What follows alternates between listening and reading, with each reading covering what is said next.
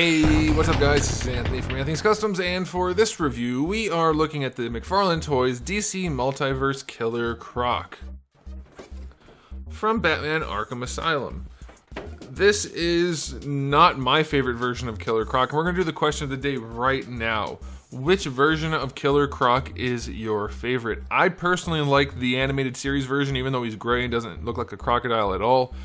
Just for the character and the way they had the character in that. But I do like the later Arkham games versions of Killer Croc. I don't like the Arkham Asylum specifically, that version. But you guys can let me know. Anyway, this figure is in some ways incredibly well done, and in other ways not good at all. So let's go ahead and get him off the stand and take a closer look.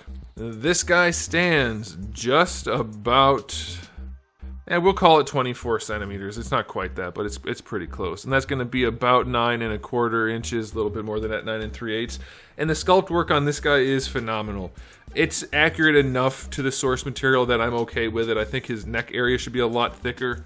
This is like the concept art for the character. It's not exactly how he looked in the game, but that gives you an idea. A little bit more traps, a little bit more necked, because crocodiles have a very thick neck compared to their head, you know?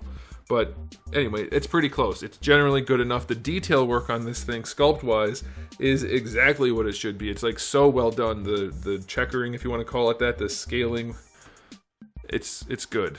It's good. The texturing in the pants is nicely done. Sculpt work, I have no real problems with it. Even the face, I don't really like the way the teeth look like they're all part of the head. But that mostly comes down to paint and not as much sculpt, because they did have the crazy teeth on him in this version. I'm pretty sure they later on toned it down to just have sharp, pointy, regular, like human type teeth, sort of.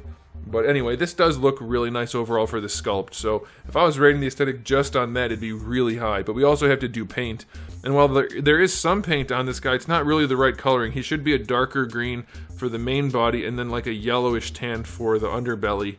Instead, he's almost like a key lime green with a little bit of yellowish, whitish, grayish around.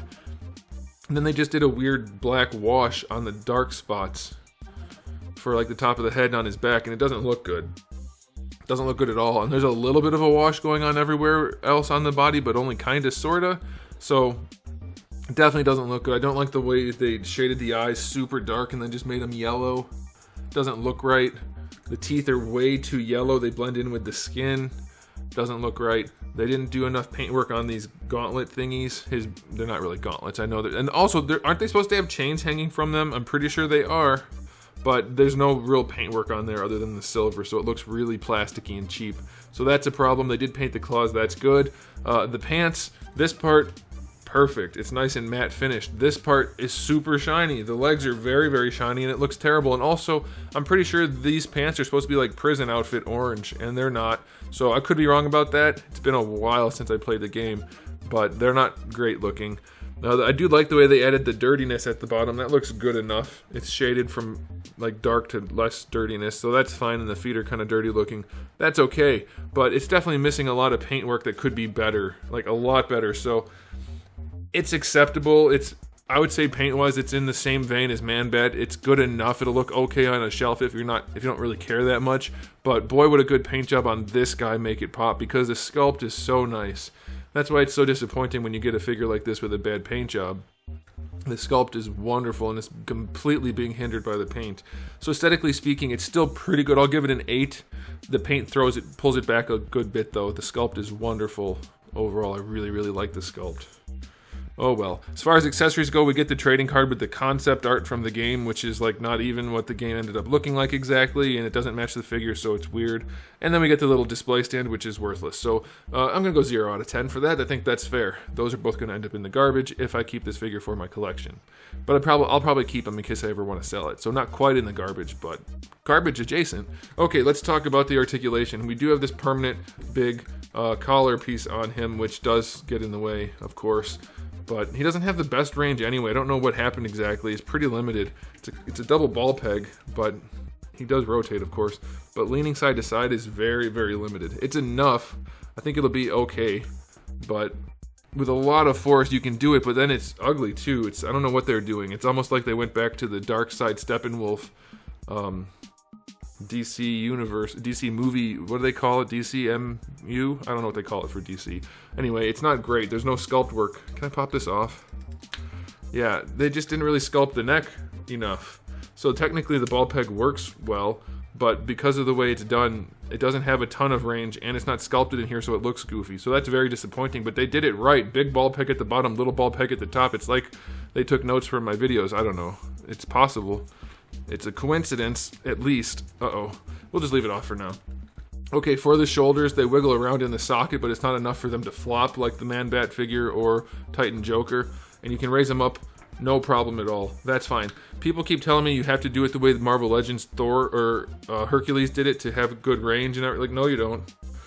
People keep telling me you have to have low shoulders to have good range. No, you don't. This guy has very high shoulders, and they're humongous. And look at that. All you need for good range in a shoulder is the cutout to be the right size. That's it. That's all you need. It's fine. I mean, obviously you can't have this filled in, or it can't go anywhere. That line is the range. But look at that. It's perfectly fine. No issues there. So that's really nice.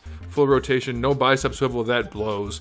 I'm tired of these big figures being so limited. Like, just make them better and charge a little more. People are going to buy them either way.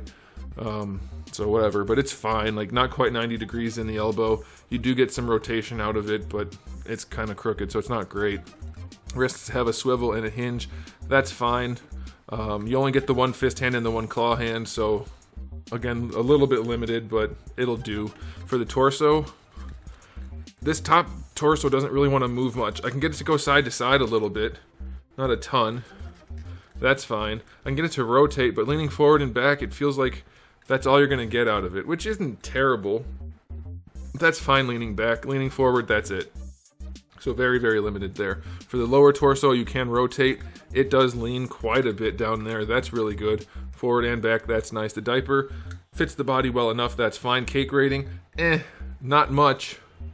Not much. You can see there's a little bit in there. I'll give him I'm going to go 3. Yeah, I'm going to go 3.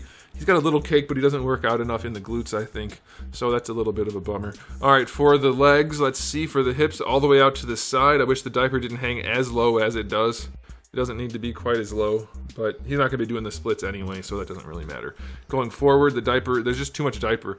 Trim away some diaper. Let the legs fill in the gap, and you'll have better range of motion. They do go back, the cheeks spread or stretch enough.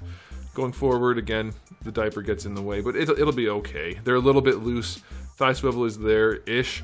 They're really loose going this way, though. He's doing the Man-Bat thing where he spreads his legs on his own a lot. It's not as bad as Man-Bat, but it's not good. They need to fix their hips. Fix the hips. They're not good. Double jointed knee should be fine. Yeah, double jointed knee's no problem. That's really how you should do a knee. I don't know why they don't do that more often. That's perfectly fine. No issues there. For the ankle, I believe it's a fixed hinge. There's no ball hinge in there, so the foot goes back and forward just a little bit. This is actually a soft piece starting with the metal piece right here, so that's cool that they made this flexible. That'll help a little bit, but he is still very limited in the ankle range, and you can rotate it like in Marvel Legends swivel hinge, but since there's no actual ball hinge on there, it's going to be at a very steep angle, somewhat limiting in posability. That's not great. Toe hinge is very loose and too far back on the foot, so yeah, it's not great. It's not as bad in terms of articulation or structure as Man-Bat. You know what? I'm going to pop his head back on.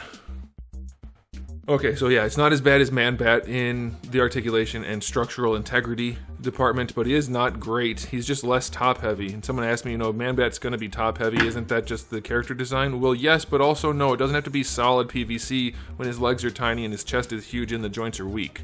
So a little bit of hollowed-out parts in the upper body is always a good idea. It helps stability in posing.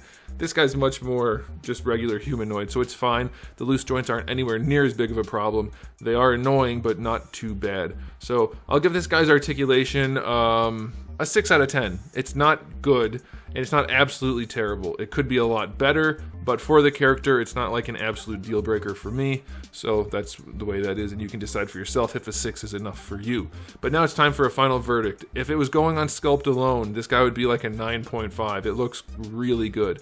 The paint and coloring throws it off a lot. Articulation's not great. I'm going to knock it down to only a 7.